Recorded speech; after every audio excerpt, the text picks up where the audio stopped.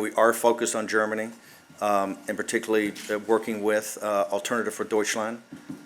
We are working, obviously, with the national rally in France. We're very close to Marine Le Pen and Louis Alliot and the rest of the team.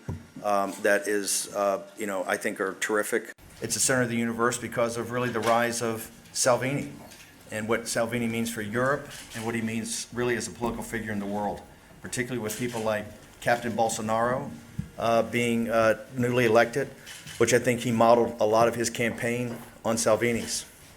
I think Bolsonaro, along with Salvini, are two of the most important politicians in the world, on the world stage.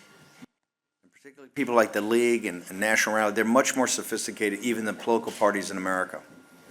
The best thing I can do for them is exactly what I did for Trump.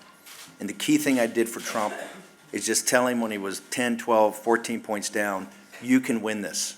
Just stick to the message and you can win this. You saw the election results over the weekend here in Italy. I just think there's and you saw the election results the other night in the Netherlands. I just think there's real momentum on the populist, nationalist, sovereignty movement. I think people are coming to this cause, and I think it's going to have tremendous support. Once you